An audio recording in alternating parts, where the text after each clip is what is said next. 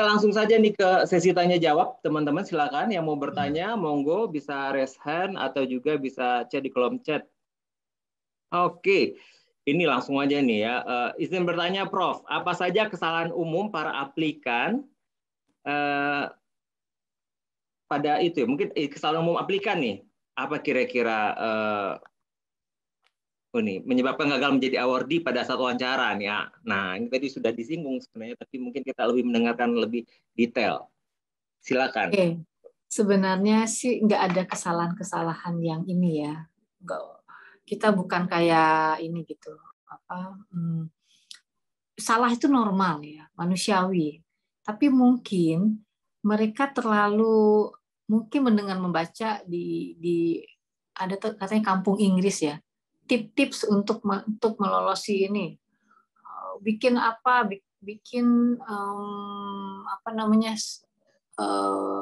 NGO apa segala macam gitu-gitulah. Nah, sementara tidak semua orang punya waktu ngajarin anak kecil, sekolah dan sebagainya. Jadi fake-nya terlihat gitu. Fake membuat Anda merasa bahwa Anda berguna bagi masyarakat, care terhadap anak kecil, care terhadap ini ngajarin sekolah. Tapi pas kita lihat di IG-nya itu baru terjadi 3 bulan terakhir gitu, 3 bulan menjelang wawancara gitu. Kemudian LinkedIn-nya kurang tertata, LinkedIn-nya baru dipoles-poles pada 3 bulan terakhir. Itu tuh pasti tanya juga mereka gelagaban gitu ya. Jadi kesalahan mungkin tidak menjadi diri sendiri gitu.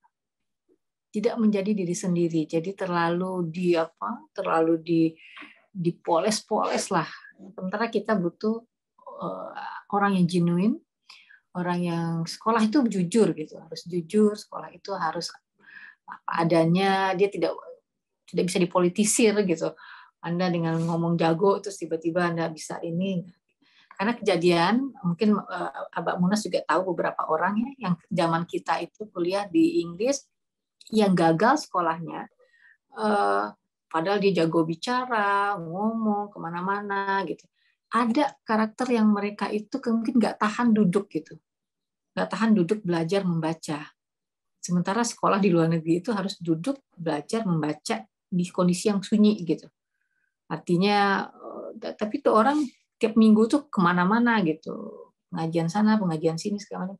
Karena memang mungkin karakternya itu tidak cocok untuk jadi scholar gitu, yang duduk belajar gitu. Nah ini yang biasanya kampus itu paham, terkadang supervisor tuh paham karena outputnya itu tentu output yang tertulis, walaupun jago ngomong tapi kalau tertulisnya nggak ada yang di store bab 1, bab 2 atau bab 3 atau jurnal-jurnal yang diharapkan dari seorang scholar itu atau PhD itu ya nggak ada gunanya gitu. Nah disinilah kami sangat jeli itu melihat mana yang kira-kira mampu menyelesaikan academics homework ini gitu. Nah, jadi tadi mungkin kesalahannya tuh tidak apa adanya. Dan itu ketangkep langsung oleh psikolog, orang yang egois, bluffing apa gitu. Kelihatan hanya untuk kepentingan individu pribadi saja sekolah itu. Untuk menyenangkan hati orang tuanya, untuk kebanggaan keluarganya, hal seperti itu ternyata psikolog itu bisa menangkap begitu. Nah, ya seperti itulah. Ya, baik, terima kasih. Jadi tadi pertanyaannya apa kesalahannya? Mungkin itu kata kuncinya tadi ya, genuine dan apa adanya ya. Jadi teman-teman nggak bisa kita mempersiapkan berbesar nggak kayak bikin mie instan ya. Kita poles CV kita 3 bulan tuh kan kebaca karena tadi Profesor Dian mengatakan itu interviewnya 40 menit tuh lama banget loh, 45 menit lah itu kayaknya teman-teman siap banget buat dikulitin ya waktu interview ya dan dicari nih karena memang kita sedang mencari leader untuk Indonesia yang bisa mengubah Indonesia ini untuk menuju yang lebih baik begitu. Dan memang benar saya juga ada pengalaman ada teman yang sangat genuine sekali ya penerima award di LPDP ketika ditanya dia nggak jawab bluffing, dia cuma bilang ya saya mungkin orang pertama di kota saya nggak dapat LPDP untuk bisa membangun kotanya gitu. Jadi nggak banyak alasannya dia, tapi alhamdulillah dia dapat gitu karena mungkin ya itu tadi psikolog kita melihat jenisnya di situ. Nah itu teman-teman jadi nggak boleh bluffing ya, apalagi fake gitu ya. Kita udah pengalaman ini itu ya, coba posting di Facebook dalam 2 bulan terakhir, ternyata reward LPDP udah kayak bikin visa Amerika ya. Ada due diligence-nya ngeliat Facebook kita, sosial media kita gitu ya. Jadi kalau saya apply mungkin ini sulit kali ya. Di Facebooknya jualan rendang, ini mau masuk education gimana gitu. Karena gini, pas wawancara itu psikolog tuh lihat kalau matanya ya adalah kalau arahnya mata ditanya itu matanya kesekian itu sebenarnya bohong gitu. Jadi gerak tubuh itu bisa dipelajari. Mungkin ahlinya memang ada ya psikolog ya.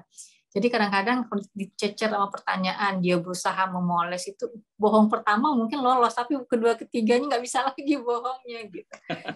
Nah itu yang kita pahami karena kita butuh orang yang karakternya kuat, kemudian punya niat yang benar-benar tulus gitu. Nah, tulus itu kan terlihat saat dia menjawab apa adanya kondisinya.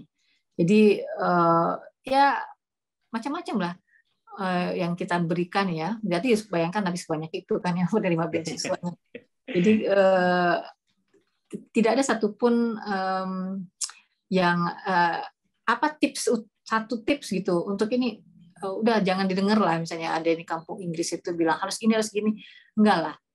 Anda jadi diri Anda sendiri dan itu terlihat bagus gitu saat Anda menjawab. Kemudian well prepared dengan bahasa Inggris yang baik dan benar dan tertata, harus praktis gitu. Jadi kadang-kadang tapi kita bantu juga karena kita pikir dengan dia 6,5 atau 7 itu pasti dia bisa ini ya. Saat dia tidak bisa menerjemahkan dengan bahasa Inggris nggak mampu, kita tuh psikolog kita tuh banyak pakai bahasa Indonesia. Jadi don't worry about it gitu. Apa adanya diungkapkan, kalau bahasa Inggrisnya malah terbata-bata pakai bahasa Indonesia saja gitu.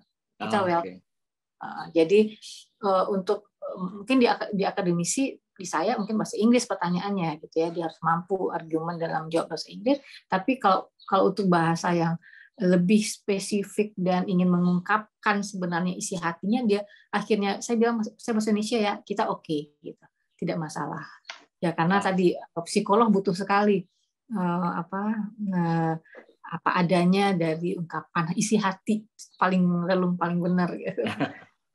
Siap. Ini ada pertanyaan Pak Budi Sutrisno, silakan sebelum kita balik ke chat. Silakan Pak Budi. Ya, terima kasih. Terima kasih Prof Dian. Saya yang waktu itu bertanya di Sajabi ya tentang cryptocurrency. Iya benar. Iya.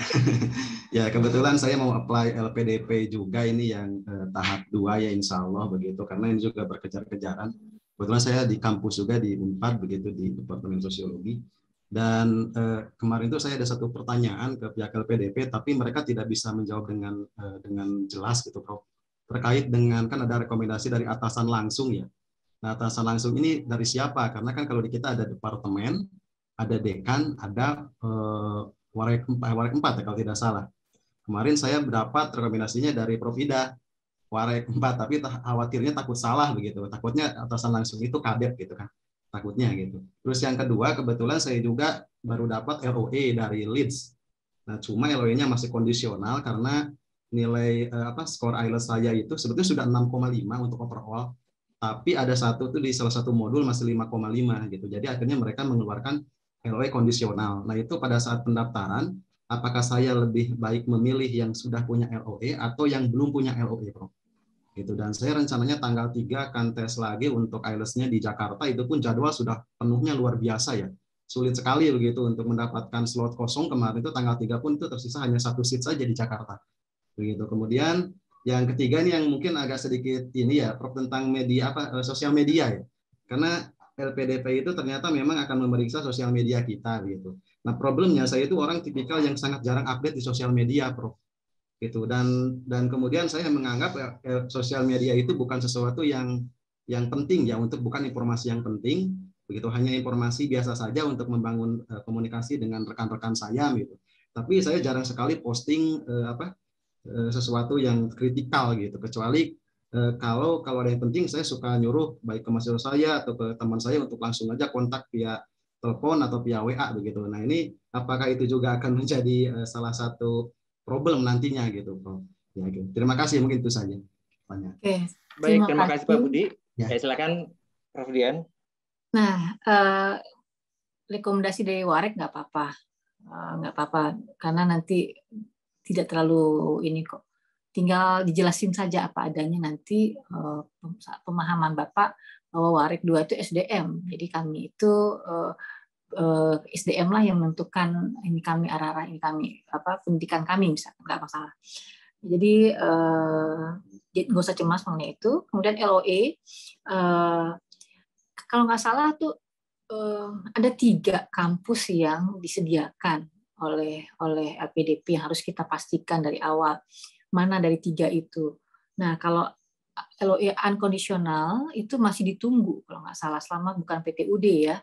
Nah, jadi masih ditunggu dan tinggal sebutkan saja LOE yang ada apa, yang kondisional apa, dan juga katakan bahwa saya prefer sebenarnya yang di Leeds misalkan, yang kondisional. Hanya masalahnya saya di IELTS atau TOEFL gitu. Jadi itu bisa dijadikan obrolan lah nanti. Biarkan reviewernya yang memutuskan gitu. Tapi ya dengan ada 3 itu kan berarti dari 3 itu ya ada peluang lah nanti. Kemudian mengenai IELTS berapa ya mau tidak mau terus diusahakan supaya memenuhi standar yang dibutuhkan oleh kampus yang dituju. Kemudian sosmed itu nggak mutlak Pak. Nggak punya juga nggak apa-apa. Ini kalau kita kadang-kadang mungkin lebih aman juga Bapak nggak punya gitu. Jadi apapun lah, sebenarnya nggak ada masalahnya, hanya untuk kita cross check aja gitu. Kalau dosen rata-rata orang sudah tahu mereka ngapain, PNS apalagi ASN itu prioritas sebenarnya. Karena tidak ada alasan untuk karena udah pekerjaan sudah jelas, kontribusi nanti ke tanah air nggak perlu ditanyakan lagi, jadi Bapak udah hemat banyak gitu, hemat banyak hal-hal yang menguatkan gitu. Nah, tinggal meyakinkan bahwa ilmu kita sesuai dengan yang kita ajarkan, sesuai dengan strategi riset ke depan, kemudian kontribusi kita, jurnal-jurnal paper kita yang kita akan hasilkan juga nanti kita jadikan suatu daya tarik supaya reviewer itu mau meluluskan kita gitu. Jadi nggak ada yang masalah Pak, tinggal latihan praktis bahasa Inggris atau wawancara, karena saat kita memilih luar negeri itu semua harus sudah wawancara bahasa Inggris segala macam akan menjadi hal yang dipertimbangkan gitu. Nah, jadi mungkin itu saja. Jadi nggak usah takut dengan media sosial. Itu hanya sekedar kita jaga-jaga aja untuk melihat anak ini siapa, orang itu bagaimana dan sebagainya. Kita akan tanyakan. Karena banyak yang anak muda yang mereka udah ngaku udah punya startup. Kita lihat startupnya mana, minta linknya nggak dapat gitu. Jadi yang dilihat itu foto-foto segala macam di kertas. Apalagi sekarang kan nggak ada fisik menyerahkan dokumen ya atau gambar-gambar. Kalau dulu kalau kita offline kita bisa menerima kertas dari mereka, kita perhatikan. Tapi sekarang minta linknya aja. Saya beberapa kemarin mereka tidak bisa sediakan. Jadi sebenarnya itu belum apa-apa gitu. Ya kalau bahasa ininya bluffing aja lah gitu. Startupnya mana? Kita lihat startupnya udah jalan, mana linknya, mana ininya gitu. Nah itu sebenarnya tujuannya hanya untuk memverifikasi pernyataan dia, klaim dia terhadap positif kegiatannya, terutama ke masyarakat. Kalau Bapak kan dosen, jelas kontribusinya. Tapi yang muda-muda ini kan yang belum bekerja, kita harus cari tahu ke depannya dia mau ngapain gitu. Apa kontribusi yang dia sudah bayangkan akan diberikan dengan ilmunya itu yang mereka suka belum firm. Mungkin itu Pak Budi. Good luck Pak Budi atas ininya. Terima kasih Prof. Rezekinya tenang Pak Budi. Udah diinikan, tinggal usaha aja. Amin.